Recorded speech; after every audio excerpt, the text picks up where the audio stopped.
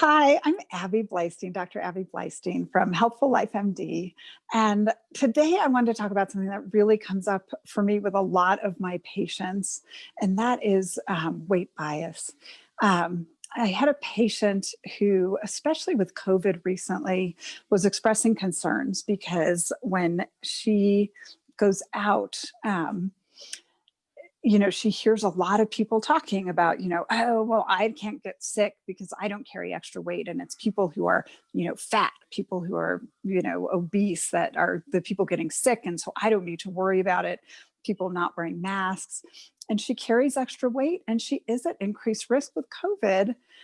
But the kinds of things that she's seeing in the news media, the kinds of things that she sees or hears or overhears with people in the neighborhood when she goes walking or when she goes to the grocery store, it's just really upsetting for her. She doesn't feel safe when she goes out, but she then feels even more locked in with quarantine.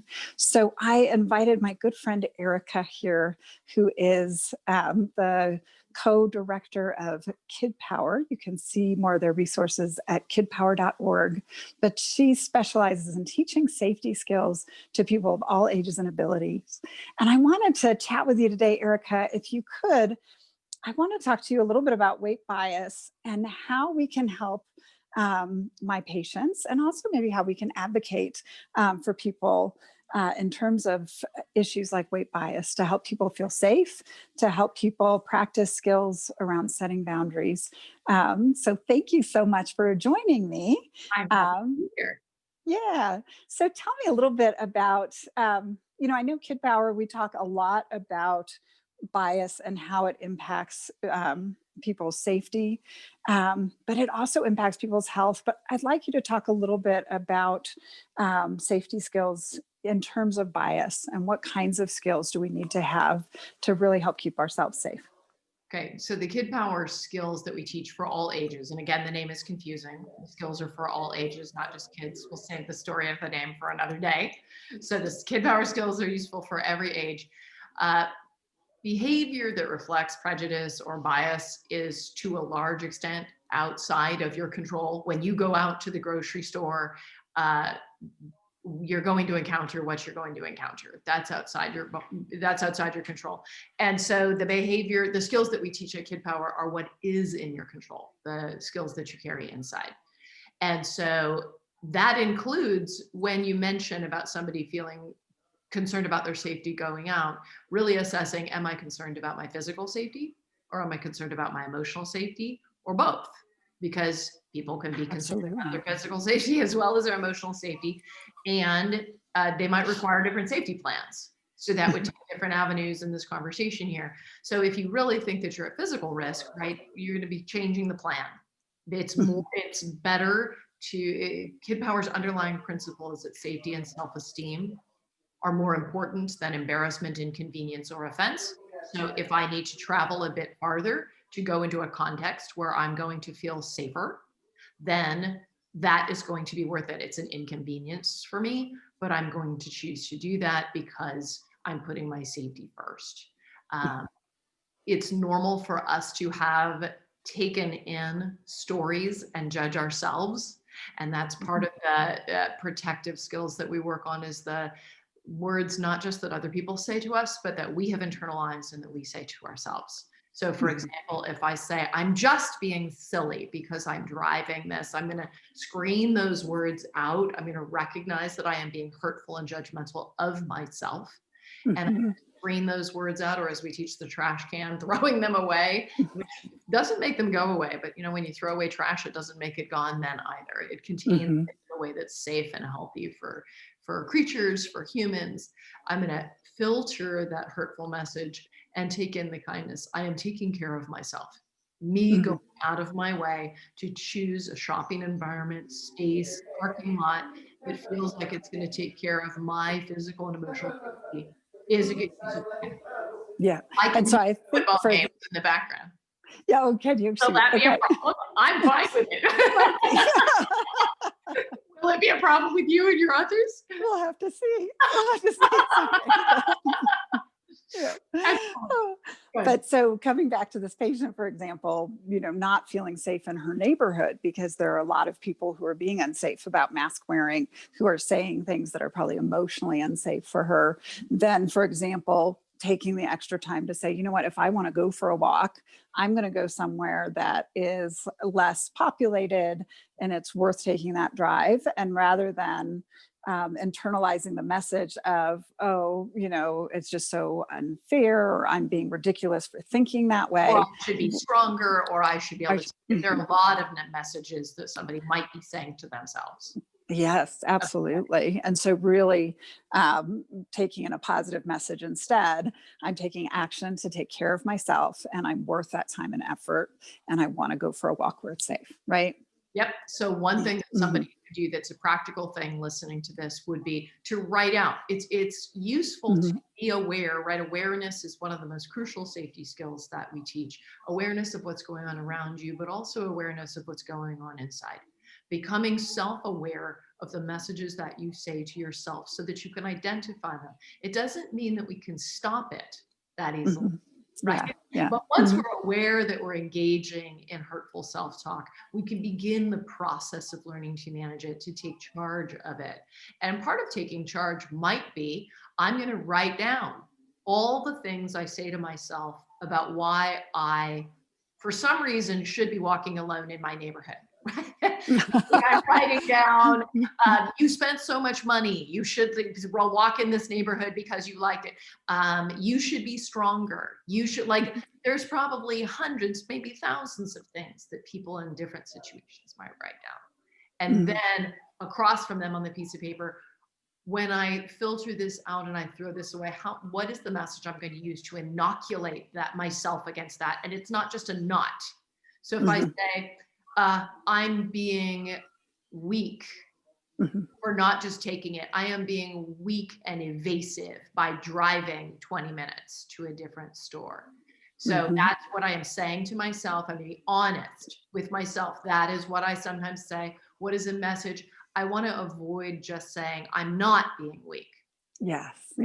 Right? I want to say, what can I come? And if I have a hard time, then I'm going to outsource that with some friends and folks that I trust, right?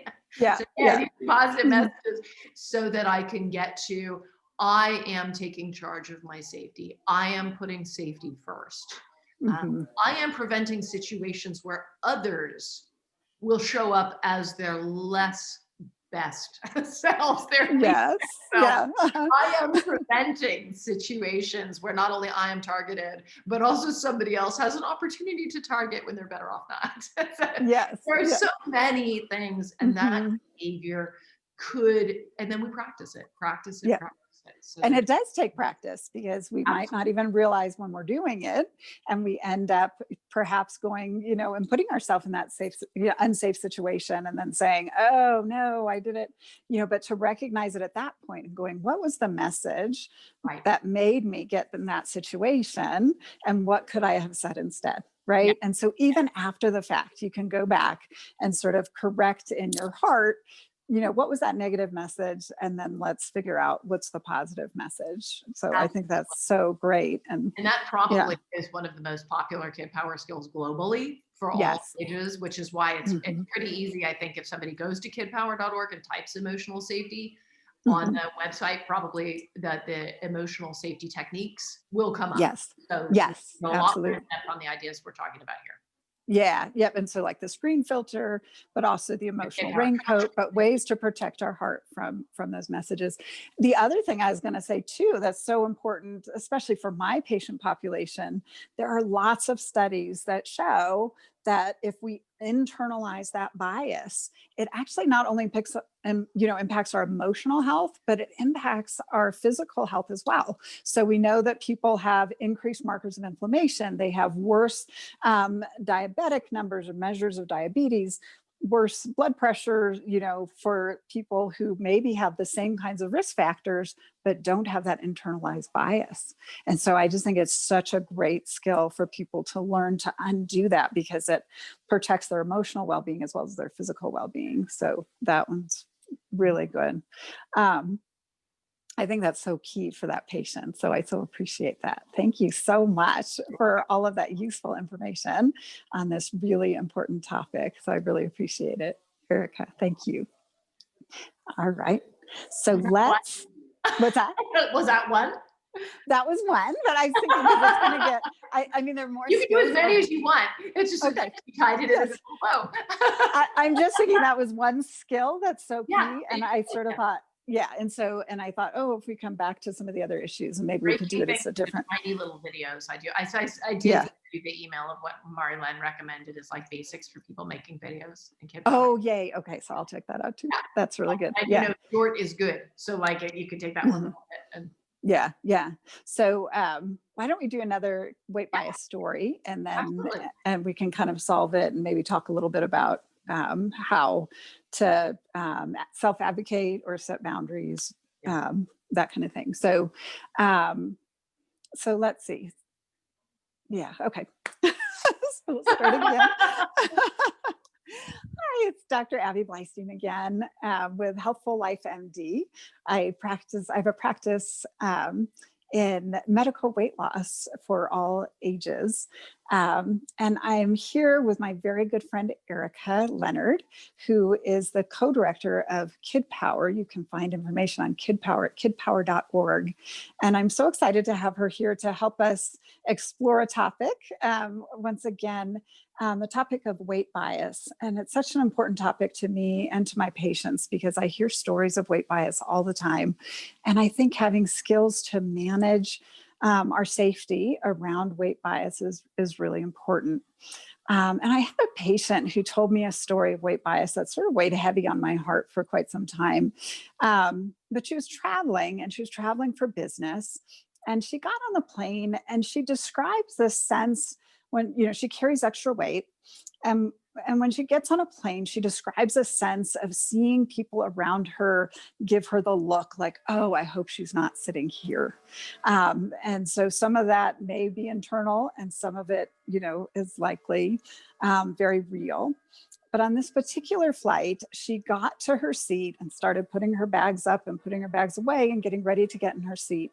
And the woman who was sitting in the middle seat next to her, she had an aisle seat, made a big to-do about, you're not sitting here, are you?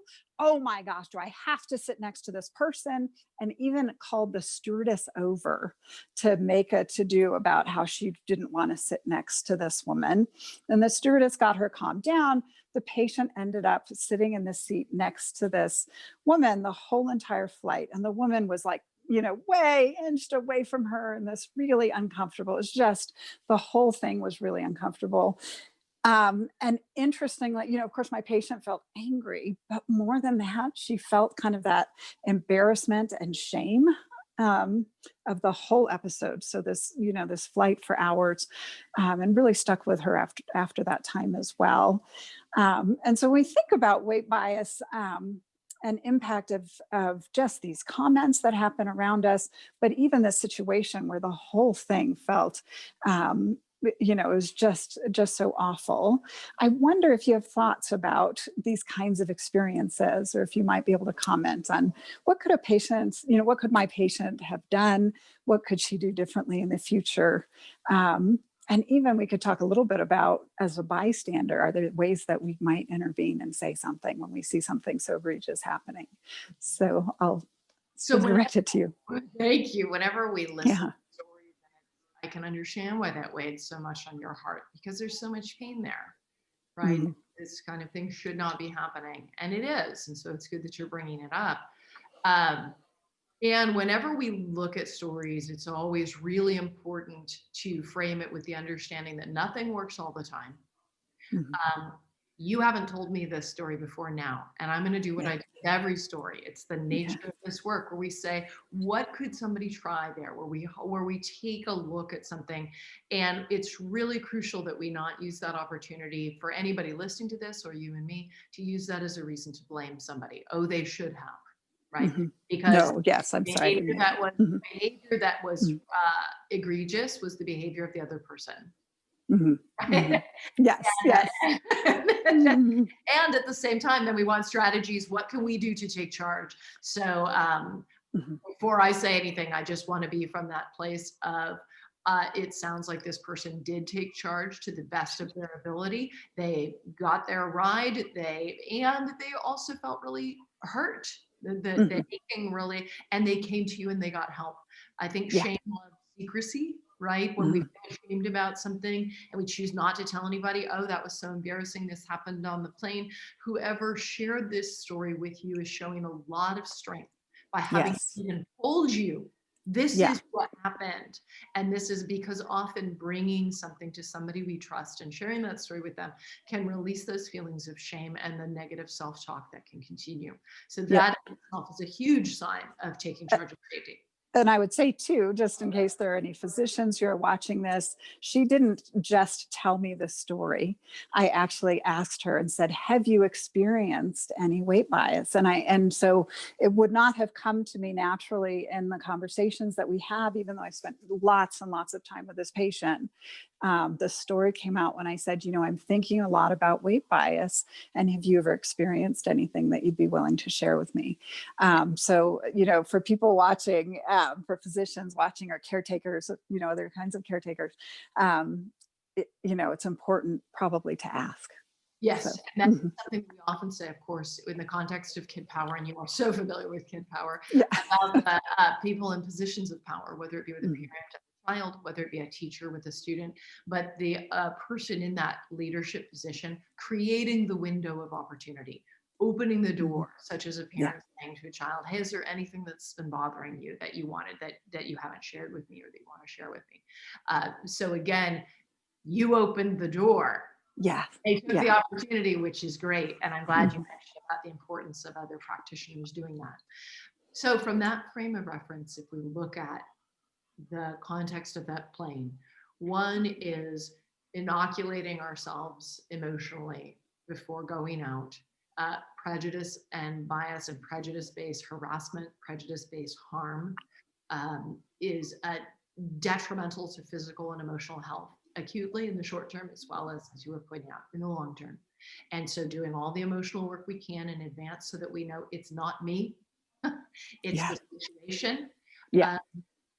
One strategy that could be helpful there, and this is something that isn't written in a Kidpower article, but it's probably Kidpower consistent in terms of overlapping with empathy, right? Almost all of us have some privilege in some areas,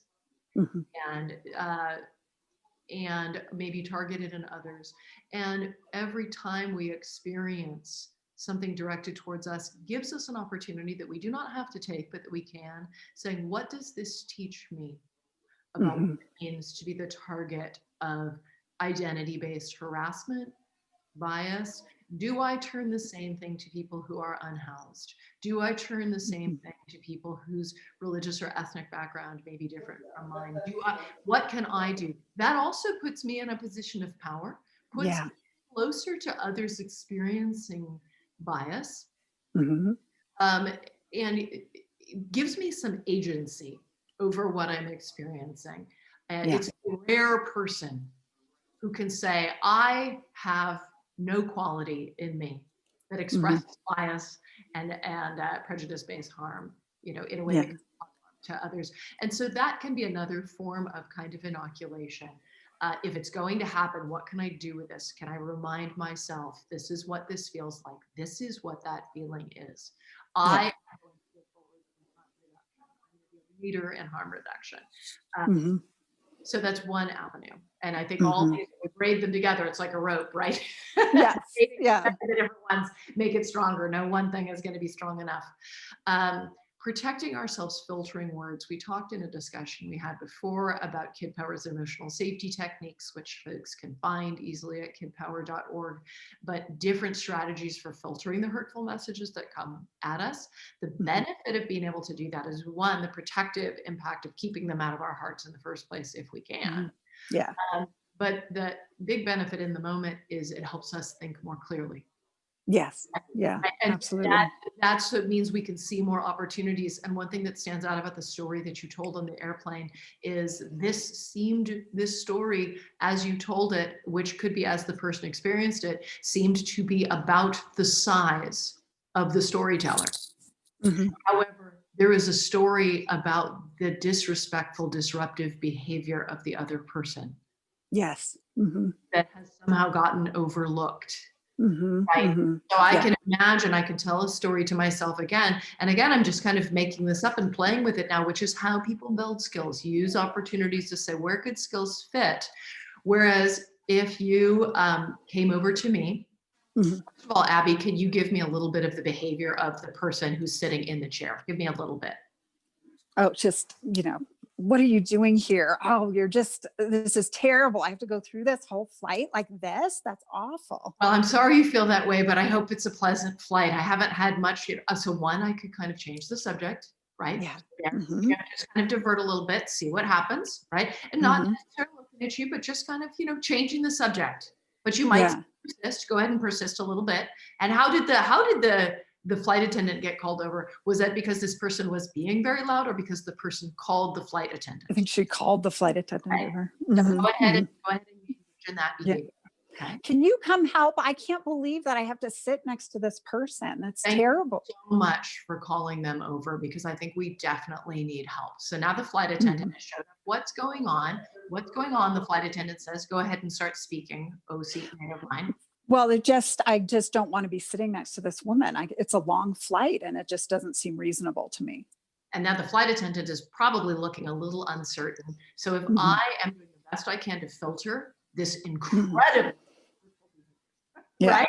Yes. But Yeah. I can think clearly, right? I have the hindsight of sitting in this chair and being able to make up how could skills be deployed here, right? Mm-hmm. But if I'm thinking really clearly, I might see the opportunity to say, I am so glad she's called you over, because she is clearly uncomfortable sitting next to me. And I actually do not feel safe near somebody engaging in this behavior. Could you find us separate seats, please? We need a different plan. That's so great.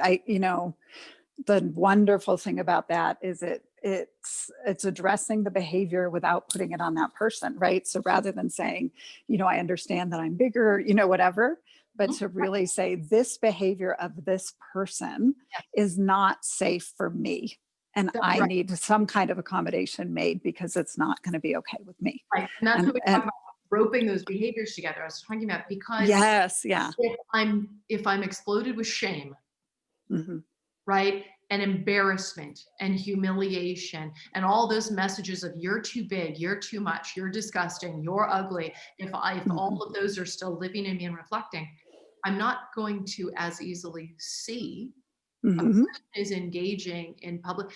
What if we told that story where somebody was behaving that way in response to skin color? Yeah. Yeah. That's And how many people would appalling. intervene, hopefully, around, right? Yes. People would Yeah. Extra weight is something where folks allow, even in schools, an incredible amount of bias. There are words that teachers would never let get thrown around on the playground, but absolutely, words about people's body size, and often adults will be like, well, that's just how kids are. It's an area of behavior that people in positions of power allow. Yeah. And so it's just an interesting thing. If we switch what the bias is in this case, we can start to see more to its core. This is not okay. The behavior is not okay. Now, if that person was concerned about their space, there are different ways to do that. I could say, I'm so glad you're here. Yes, I have a sore arm. I'm recovering from an injury. I'm concerned we won't have space. Maybe they can arrange a difference. I apologize. I know this is an inconvenience, right? I can't, even if what I need is more space because my left arm is injured, I really need it not to be bumped. That could be, right? I'm making absolutely. But if I'm coming up with some legitimate thing that is not, I personally am experiencing disgust for another human being based on something I perceive visually. That is not behavior. That is my bias, right? So if I'm taking charge of, there is for some reason, our physical proximity is going to be problematic, which could also be the case if somebody's wearing scents, right? I might be sensitive to scent. Sure. And have a scent sensitivity, in which case, but it's not then you are disgusting because you've worn a scent. Yeah. It's, I'm recognizing this. I understand you wouldn't have known that. let's find a way where we can both have this ride safely. Coming from that, again, we teach the passive aggressive assertive models in terms of going for that assertive advocacy, which is another simple term to type in at Kidpower, and people Yeah. pull a lot of stuff, but the coming from a we place. Mm-hmm. Mm-hmm. In this case, the behavior was truly egregious, in my Yeah. opinion, in your opinion, Yeah. and I don't know Absolutely. about the opinions of others on the plane, right? Mhm. Yeah. But Yeah. it still comes in a wee place. We're traveling in this basically aluminum can, right, for many Mhm. hours. And I might have a personal investment since I can't get myself physically away from this plane if I'm invested Mhm. Yeah. to keeping things peaceful. Yes. Yeah. Absolutely. Well, that's super helpful. I think that's really useful. The reframing, the deflecting, protecting our heart, and really trying to learn to recognize, bad behavior, lack of a better word, for what it is, right? Disrespectful behavior, rude behavior, Mhm. offensive Yeah. behavior, and Yeah. behavior that's reflecting bias and prejudice. Yeah. Yeah, absolutely. Well, thank you so much. I think that's You're so welcome. useful, and I really appreciate your help with it. That's great. It's good to see you again. Good to see you. All right. Yay. That's so good. I almost made you say it again because I was like, oh, that's so helpful. But people could always rewind and see it, I think. So that's super useful. Yay. Okay. Um, so let's see. Dear Abby. So what's that? It's like Dear Abby. Like, dear Abby. Look at That's great. So let's see. The next one that we're talking about, boundaries around consumption, which is so good as we're heading into the holidays as well. So nobody's together for the holidays. Well, maybe they that's are. true. Who knows? Yeah. There are people who may be getting together for holidays, but I guess we don't have to put it in that framework. We can. There's lots of good stories. So. Yes, and this won't be forever, right? This is Mhm. the pandemic won't be forever. This is That's true. Yes, right, that's true. Absolutely. Okay. All right. So, hi, it's Dr. We have to wait for the clock. I think that's it. Good. Hi, this is Dr. Abby Bleistein again from Healthful Life MD. I have a multidisciplinary approach practice to medical weight loss. And today I wanted to talk a little bit about what I call setting boundaries around consumption. So I'll tell you a story and explain that more in just a second. But I've invited my very dear friend, Erika Leonard, who is the co-director of Kidpower. You can find more information and more resources at kidpower.org. But she specializes in helping teach people safety skills to people of all ages and abilities. And so I think her input will be really useful for us today. But when I say boundaries around consumption, when I see patients, a lot of times when they come in, they're working really hard to make healthy lifestyle change. And for whatever reason, that seems to be really triggering for people when we start to make changes in our life. And so, so for example, I've had patients say, my husband and I go out every week for drinks and, bar snacks at this local bar. And it's really hard for me, to tell him no. And then he gets very hurt if I say, I really don't want to do that right now. I'm trying to make changes that are healthy. And that's a really difficult situation for me, whatever it is.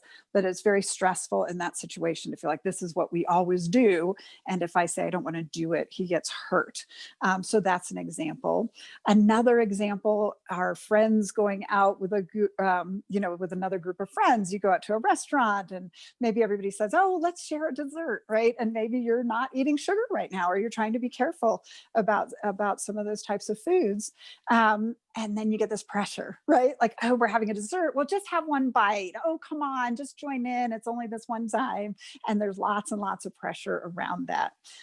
Maybe going to parties or holiday events when you go and you're making choices around your food and people say, well, I worked so hard to make this and I'm making this meal just for you. So it can be really triggering for people when you say, no, I don't want to do that. So those are some examples of when we might need to use or set boundaries around consumption. consumption. So I wonder if you could speak to that a little bit about just, I know it's a big topic. We We've talked could do about this that. before. I'm very excited. We could do a 40-hour session just on I know, just on that alone, because it's really, I mean, it's a really 3-hour interesting seminar. topic. Yeah. But I think it's fascinating. We've talked about this issue before. I think it's fascinating how triggering it is when Yeah. people say, I'm not eating sugar, right? Or I can't have gluten, or I can't have this or that, whatever it is. You're making some changes around what you're doing.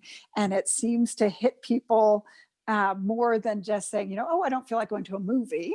If you say, I don't want to have a piece of pie, it seems to affect people differently. So, and I think it's similar, and we said around consumption, because I think it's similar around alcohol, that people around friends who are used to, you know, drinking, to choose not to drink alcohol. It's also another boundary that's really hard to set. So I'll kind of turn it over to you to let you talk about that. But I wonder if you have thoughts about why that's so triggering. And then Yes, also, how can we set some of these boundaries? Mhm. let's pull on a couple threads here with the understanding that we can't weave them into something whole and solid here, right? We're Yeah. going to have a little chat with people. It's probably going to leave them with more questions than, Yeah. than answers. It's a big topic. You're right. We'll have to do Big more. topic. And so here are different things I think about from the perspective of taking charge of my own well-being, having safe, positive relationships, and we can't do any of them justice. And here's, so we're not pretending that we're doing them justice. I'm saying, I Yes. see this road here, this road here, this road here, based on what you just said there. One is to accept that when we make major life changes, we change the landscape of our relationships. Mm-hmm. Yeah. Okay. So therapy, it might lead some relationships to be over. Yeah. And we can't necessarily see that coming. And it's not a decision, oh, I'm going to eat less sugar, therefore I'm not going to have these friends anymore. We can't see it. Yeah. It's just that when we make major life changes, we change the landscape, our emotional landscape of our relationships, and we don't necessarily know what will happen there. So it makes it extra important to really anchor our decisions in our values. Mm-hmm. And I mean by our values here, not like at our deepest level, what do I stand for? Why am I doing this? Not to perform for somebody else, not to, right? What do I really value here? And let's pretend I'm doing this because I really want to, gosh, I hear that maybe I might have grandchildren. I'm pretending. Of course, I know I'm not about to have grandchildren, but I'm thinking of somebody who might be thinking, oh, the thought of myself having this opportunity to have a relationship with, young, new, vibrant people. Gosh, I'm really wanting to live the longest that I can. Right. That could be something that's what I mean by values. Right. And for my patients, a lot of times, it's like, oh, I wish I could travel more easily. I need to improve my mobility. I am headed towards diabetes and I'm nervous about it. It's really worrying me. I need to and I want to make some changes so that I can feel better and live better. So those are the kinds of things that I see with my patients for sure.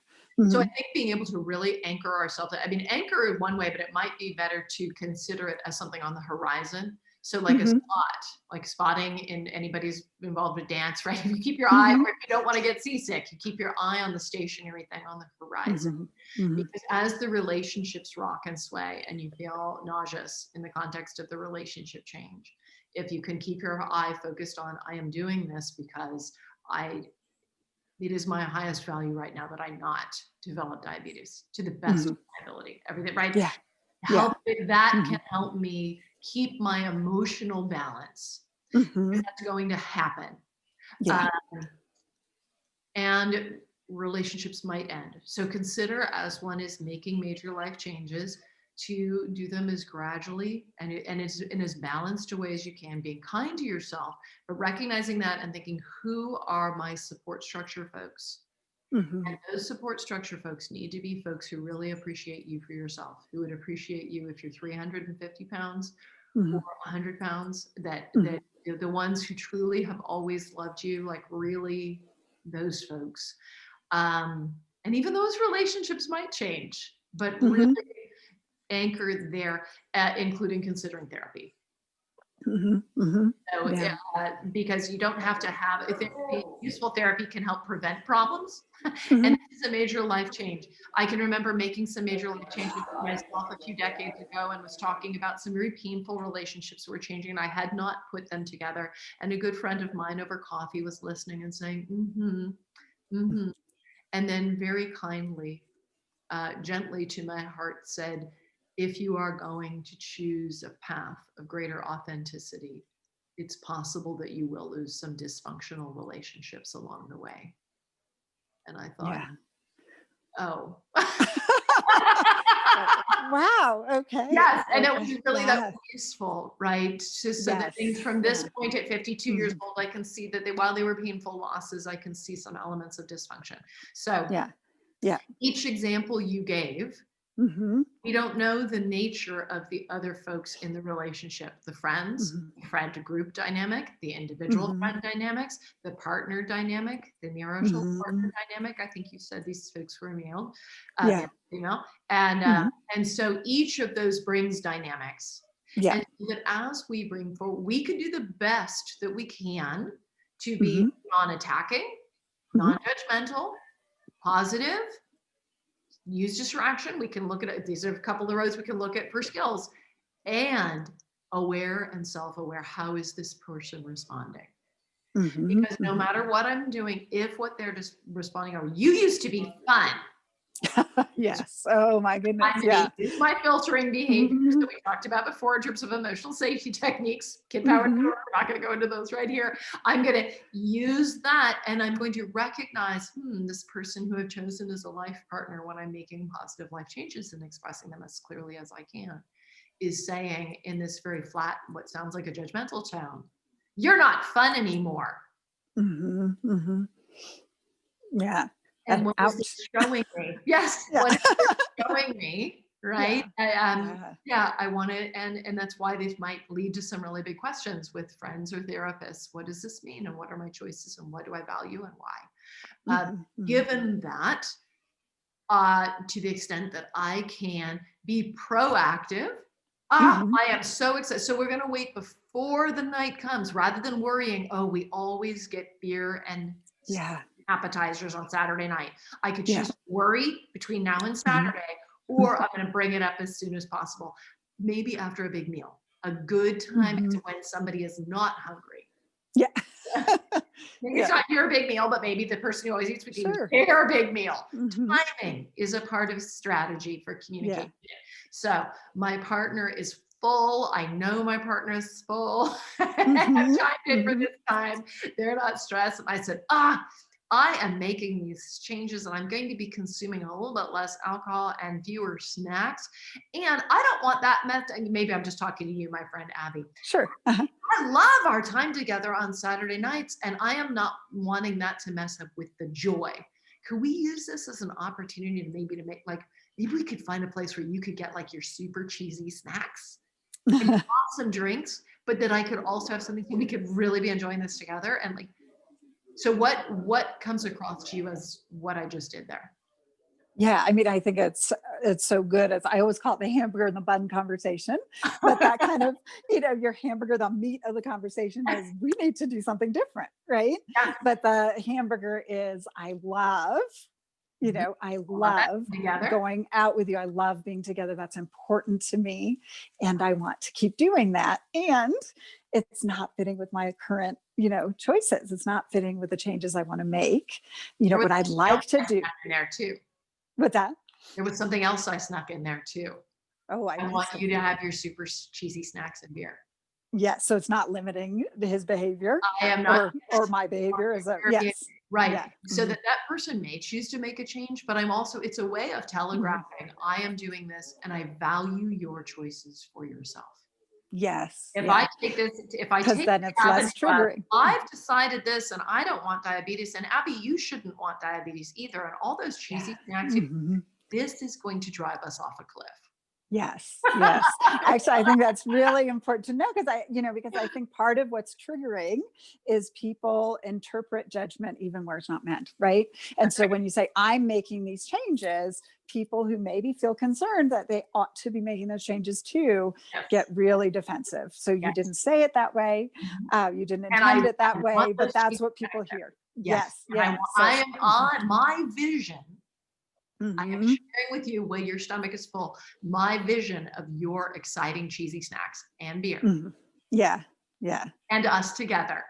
Hmm. Now there, it may still not go over well, right? Because we can't Yeah, control the other person. Like absolutely. that's No. but Mhm, I am preserving the vision and preserving what's valued. I am mhm. going to work on my own work of I am living in a world where I am going to take charge in the context of a great amount of consumption around me, Mhm. right? If people are Yeah. like the world communicates constantly, consume more. So there's Yeah. going to have to be just a certain amount of work that I do myself to find what do I need to do to equip myself to be able to go into that bar. Mhm. Mhm. If I can't, Yeah, because then it I may need not work to for come to everyone. that. I Mhm. need to come to terms with that and accept that and value that Yeah. as we Yeah. were talking about in some of our other conversations, rather Mhm. than saying, "Oh, I'm so terrible, I'm so weak." No, Mhm. if I can't, this is Mhm. strength. To Yeah. recognize putting myself there is self care. Putting myself Yes. in the spot of I'm not going to go in there is self care. So Yeah. there are many things we need to consider there.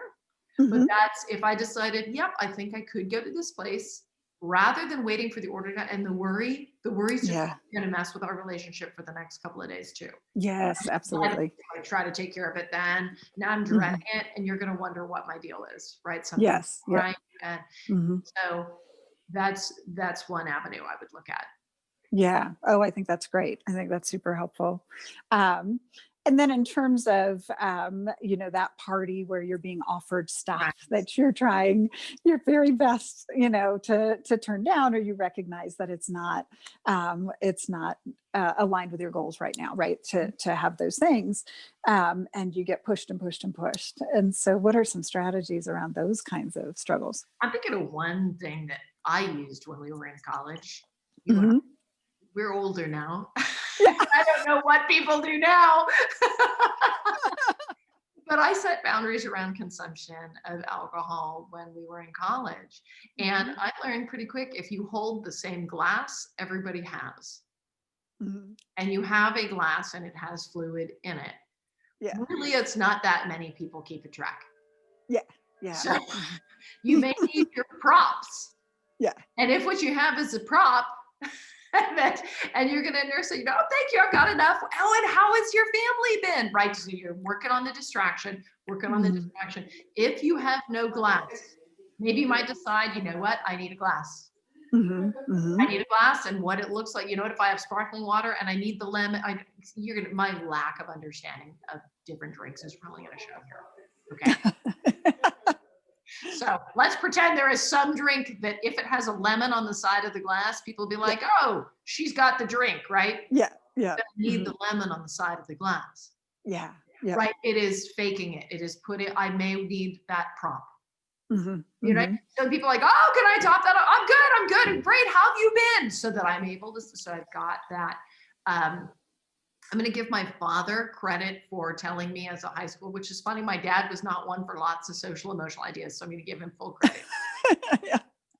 He told me when I was in high school, and I don't even think he told me, I said, he just something he mentioned out of the blue that he thought people had a hard time getting into college and drinking too much because they didn't know what to do with their hands.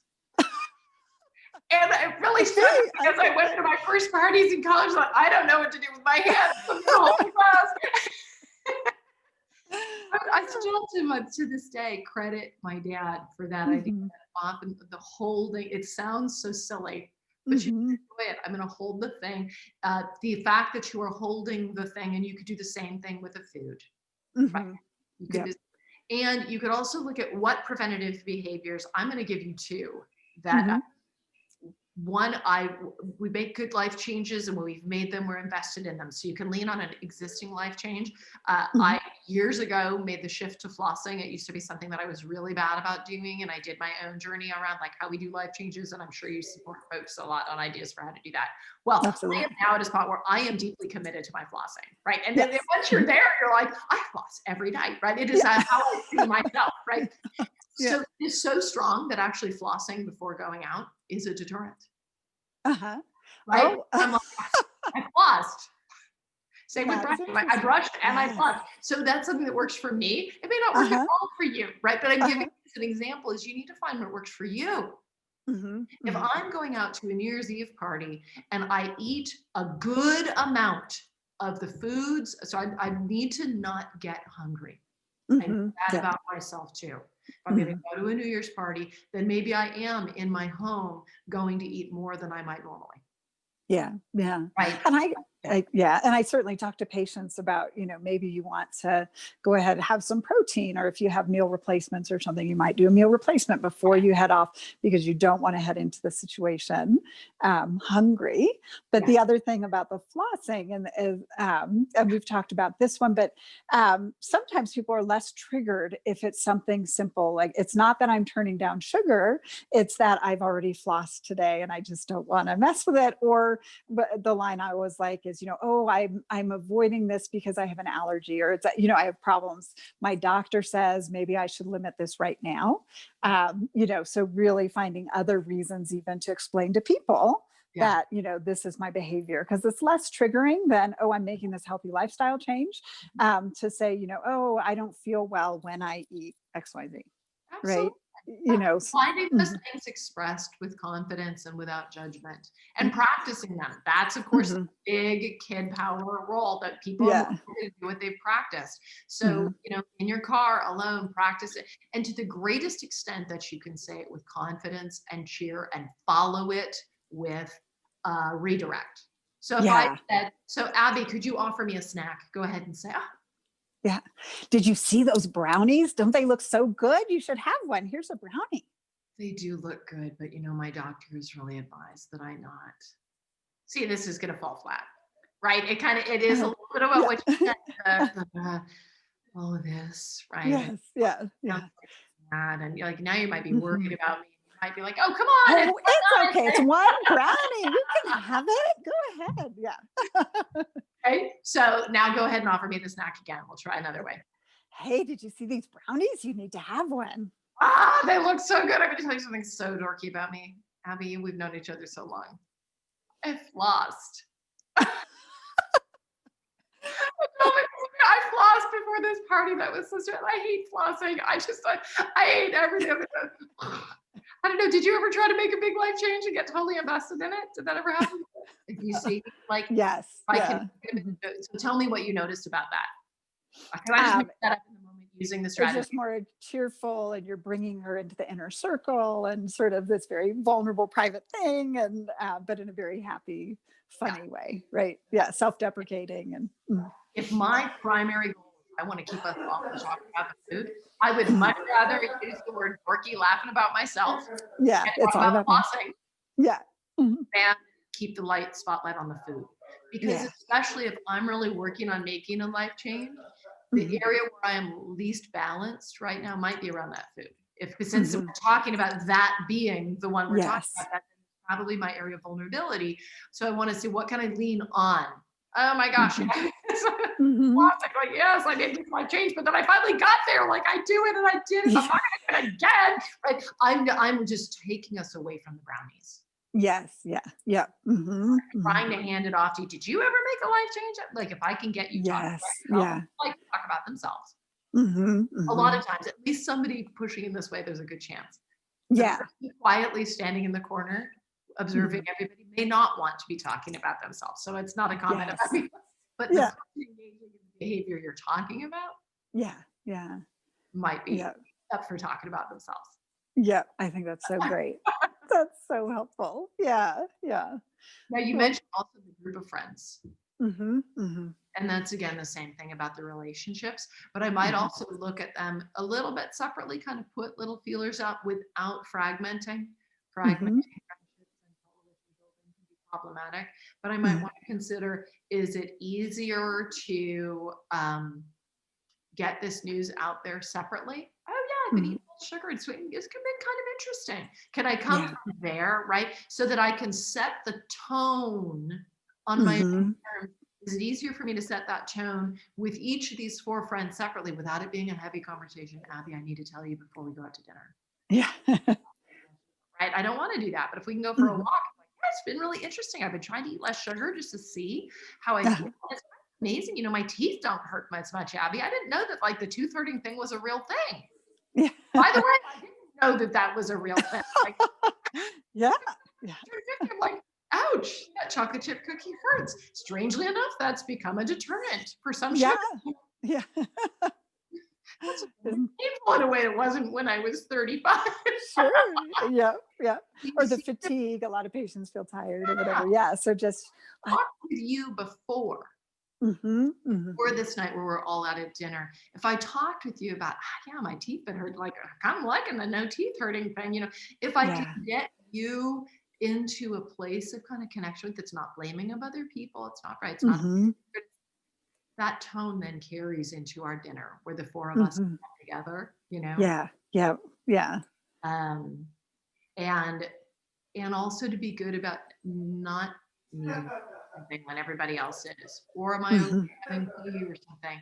It's strange that that is for many of us, and for myself included, can become an issue. Am I consuming because my consumption is to take care of somebody else's feelings? Yes, absolutely. And that's a big package to unwrap. Mm-hmm. But if I can become self-aware of, wow, this is interesting, and say to myself, how interesting. I to take care of them. I can practice the no thanks. I can practice the things, but if it's deeper than that, it might take some extra work. Yeah. And I think just the idea of leaving the experience and saying, wow, that was hard, right? You know, whether you're successful or not, but just recognizing and acknowledging to yourself that was hard, and then starting to take apart what made that hard. Why was that difficult? What happened there? To think about it. Yeah. You know, and in my program, it's so important. You know, I have several health psychologists that work with me, that work with patients, because these things come up where you may not have recognized that it's even a problem. And so having someone who specializes, I think, can make a difference.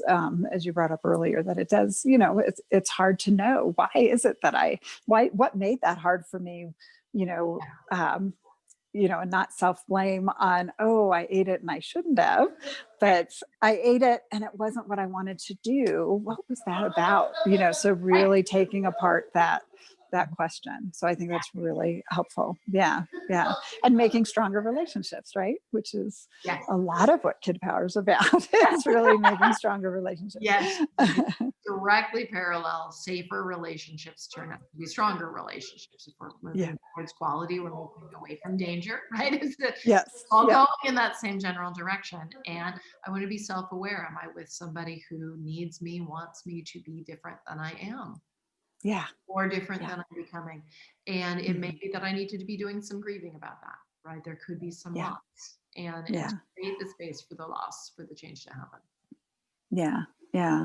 I think that's a valuable thing to remember, because again, there might be some self-blame around that, when the reality is, you know, it's not about you, it's about that relationship, where the other person's interaction with you. So that's really helpful to remember.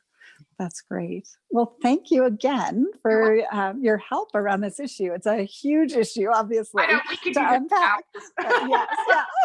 So we'll have to come back and revisit, but I think lots of useful skills there.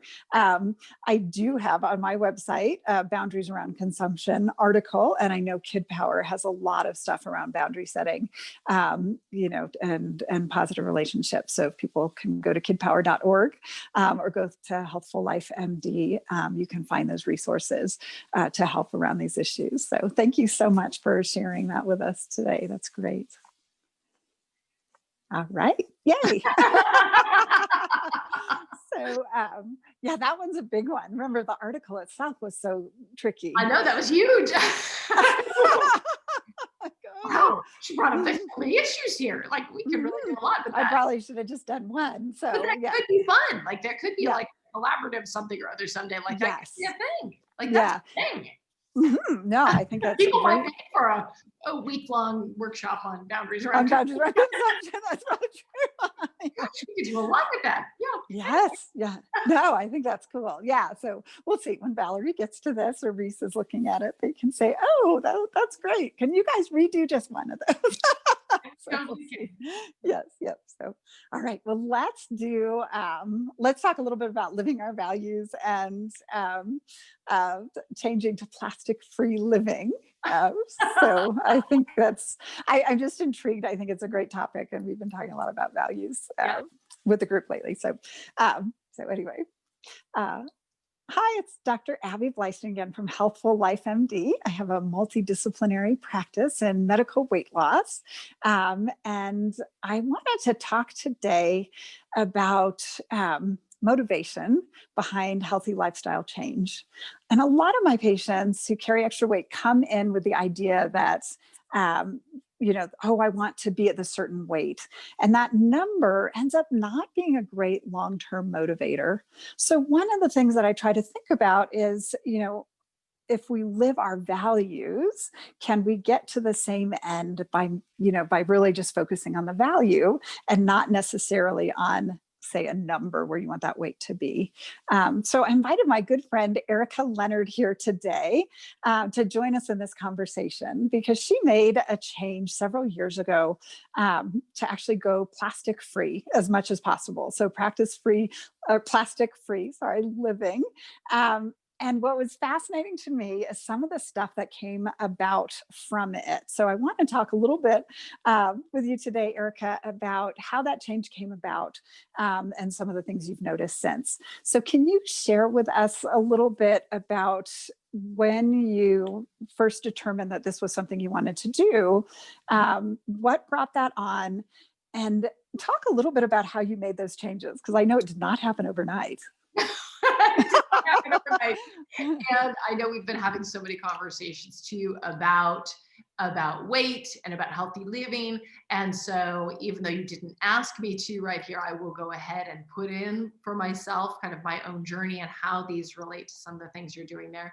I was first aware, I mean, if I look back at the age of 52 now, I could probably guess that disordered eating probably first occurred in my life somewhere around 10, 11, 12.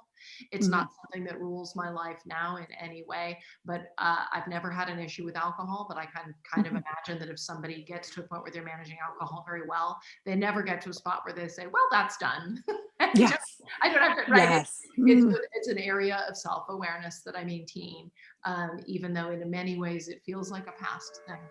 And Mhm. accidentally, my journey to plastic free and closer to zero waste living relieved a lot of the stress and anxiety. And to me, these seem very separate things.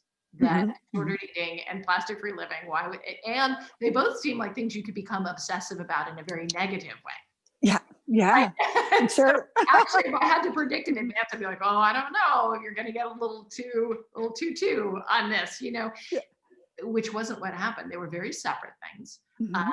Managing my own health and well-being and was doing fine with that. Yet still, let's just kind of put that background noise of Mhm. things that come with being somebody who's predisposed to anxiety, somebody who's predisposed to perfectionism, um, and how that would reflect in my eating behavior and my awareness of food. So that's the background, right?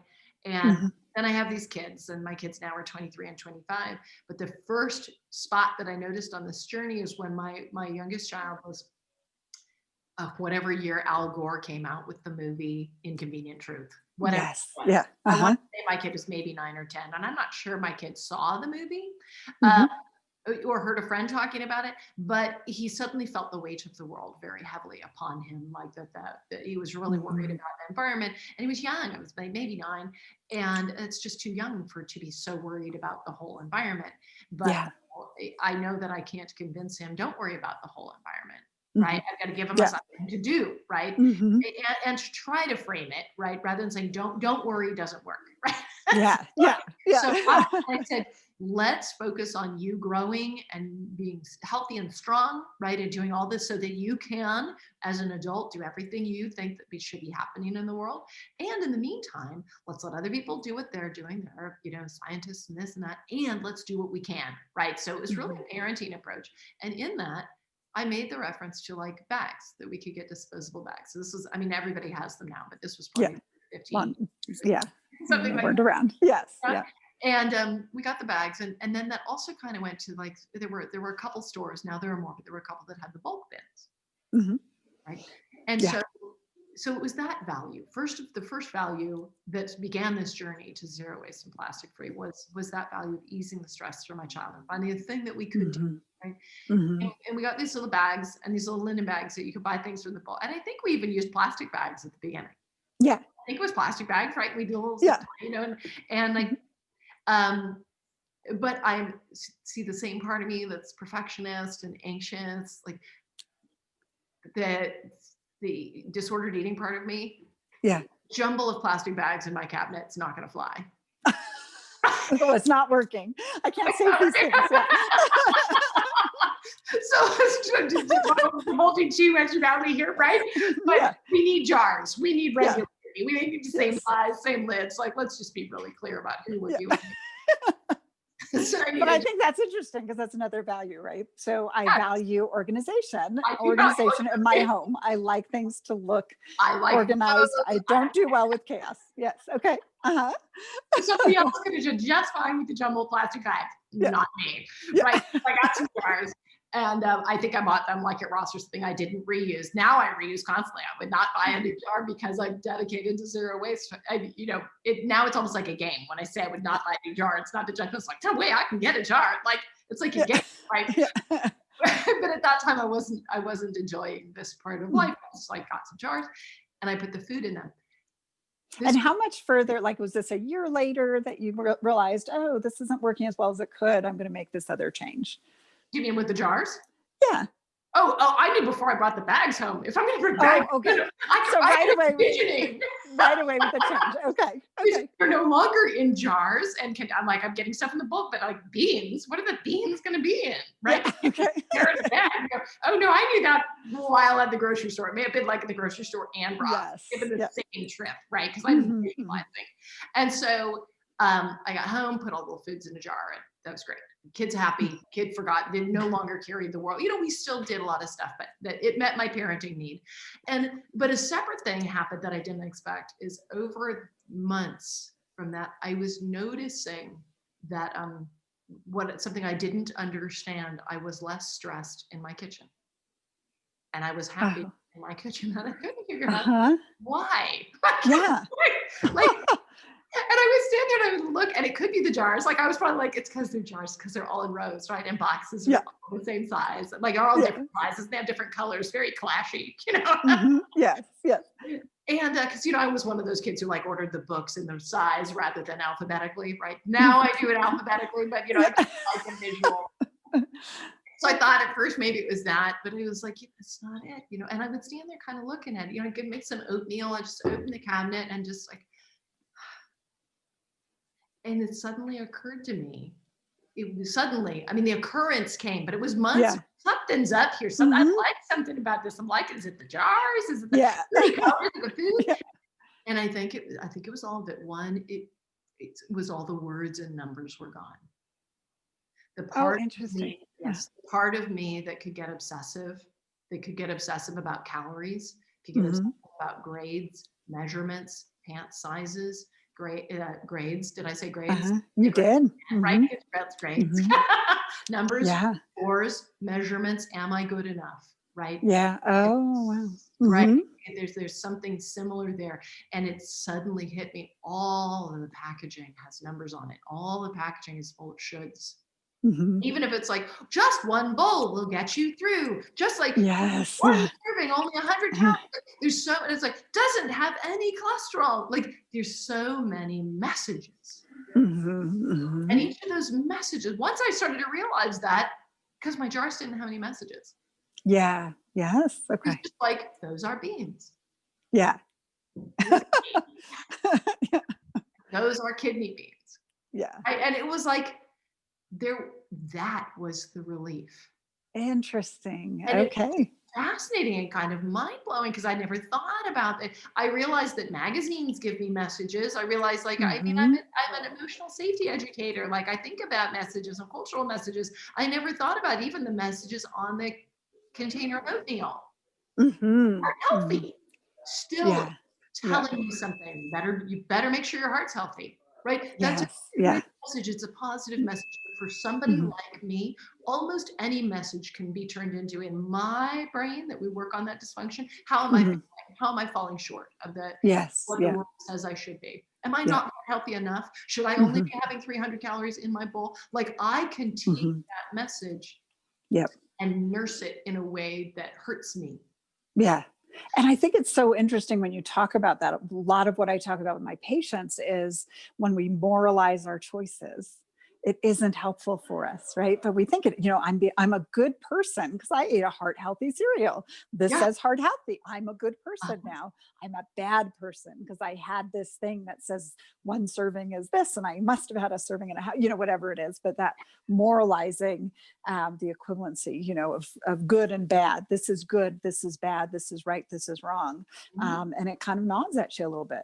Yeah. So And I really have interesting. to say, Hmm. yeah, I have to say that in the context of this, it is true that I've always been someone who would say I care about the environment, but Hmm.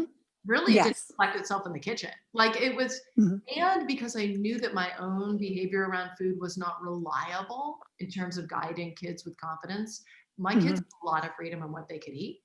Yeah. Right? I mean, we had kitchens full of, like, there were Cheetos, there was all kinds of stuff there. Hmm. And so this is not, anybody listening to this, I just want to be really clear that this is not from a moralizing place there. It's not, oh, good Hmm. people have food in jars. Good Yeah. Yeah. people don't. No. It wasn't that. It Nope. was my kid was distressed and saying, Yeah. like, hey, let's get these bags. And suddenly my kid wasn't Hmm. stressed about things out of his control anymore. Right. Yeah. I'm Yeah. like, Hmm. bought those bags. That was easy. Right? Hmm. Like, Yeah. it's Yeah. a parenting thing. Yeah. And then Yeah. the food realization was a separate thing. But once I realized it, I Hmm. swapped them all out. Hmm. And Hmm. everything that had a message, once I smelled a rat, Yeah. right, I'm like, this is affecting me.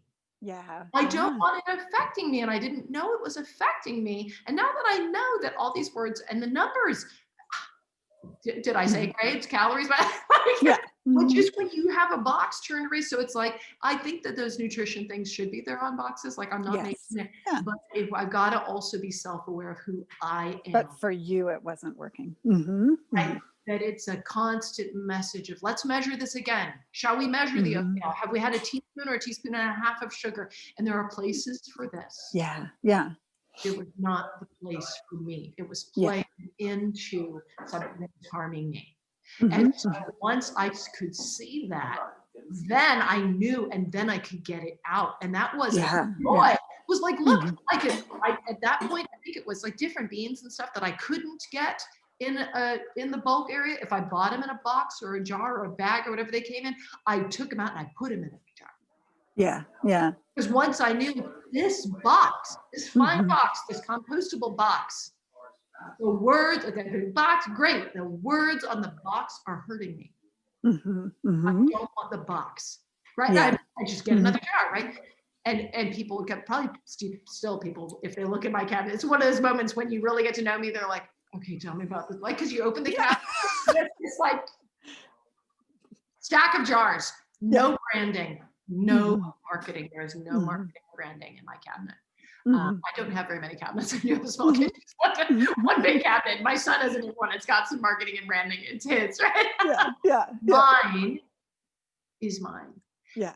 Then that began something, and it started to connect with the environmentalism. That person, that child who was so young then, grew to continue to be a force as his sibling did. But that child is now 23 and studying zoology and committed to Hmm. doing work against global warming and animal health. Like, these Yeah. grew in a very natural, real way.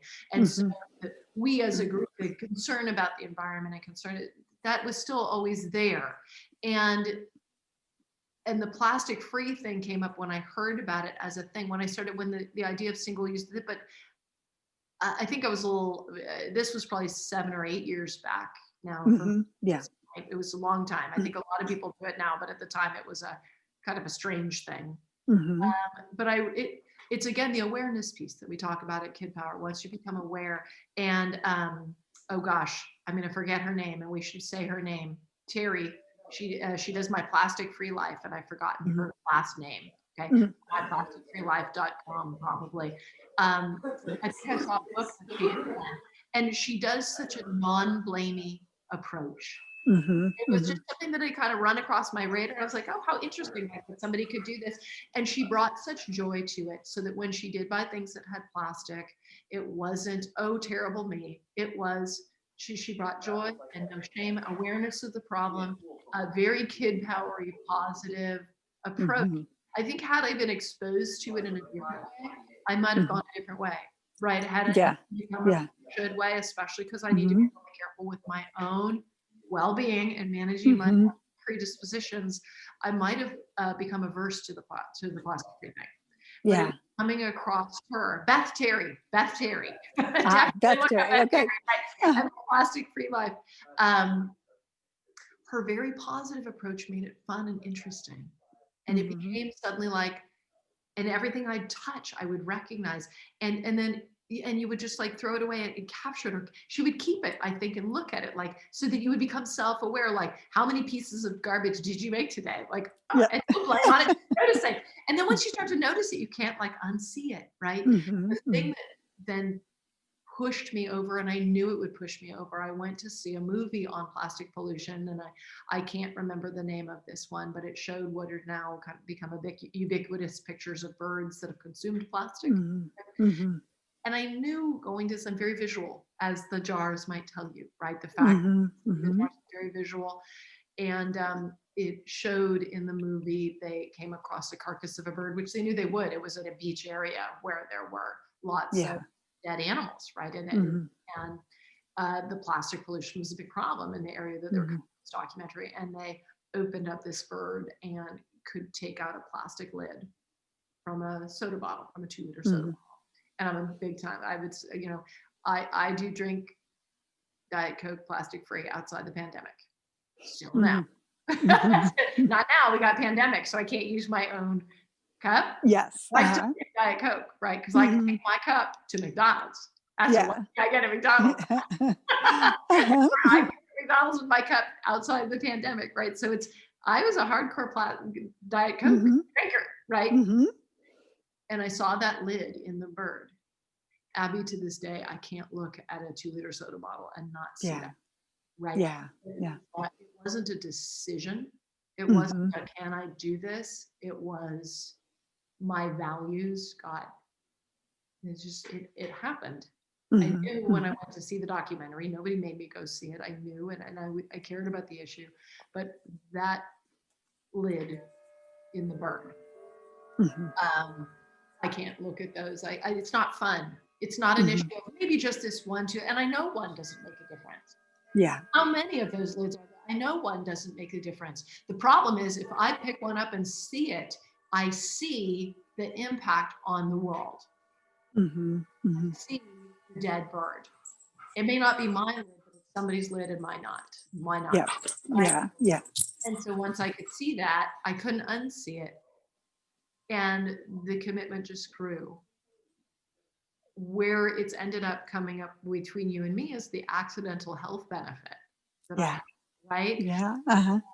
And it was that same child, the one worried about the bags, who pointed out a few years, maybe 2 or 3 years into living plastic. And I didn't tell my kids, boy, talk about a way to mess up a relationship with your teenagers, right? Say, you need to live with less plastic. No. Never said that. I said, when I'm buying, I'm doing, feel free to buy what you like. You know, if there's something you need me to get you, I will do that.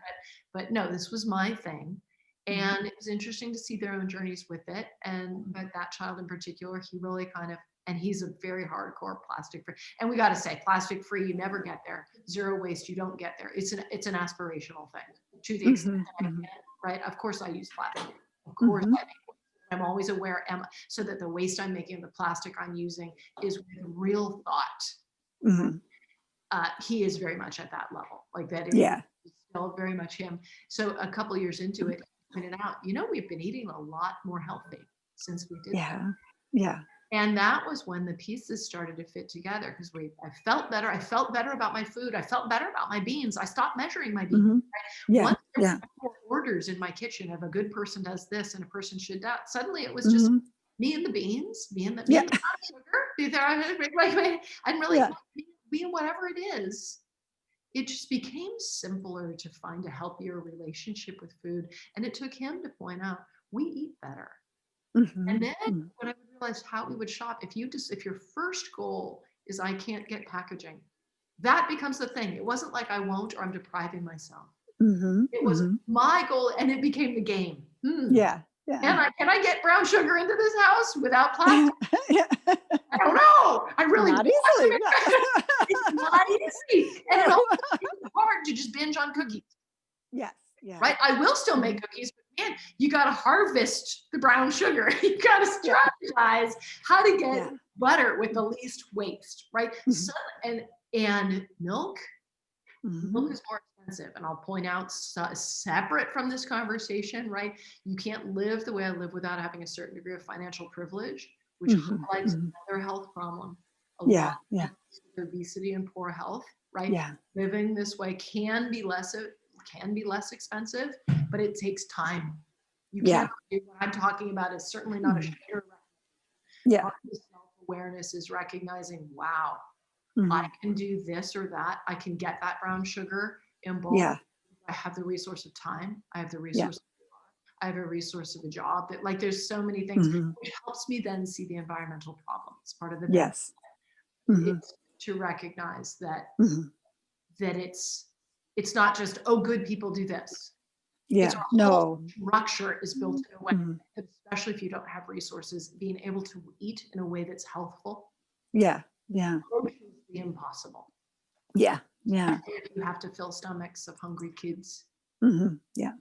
No, it's I think that's definitely true. So I think it's fascinating as we talk about it that, a lot of, real food can be accessible without plastic, but yes, the stuff that I say it's not real food, right? Like there, there are things that, whatever it is, these chips or these other things, these processed, highly processed foods end up being served up in plastic, right? And so it makes it so really as you went plastic free, you recognize that, oh, I'm eating real food because that's that's what's accessible to me when mhm, I'm not, not doing this plastic thing. So I think it's I think that was really interesting about it, that it sort of led to this very healthy journey as well in a number of ways, right?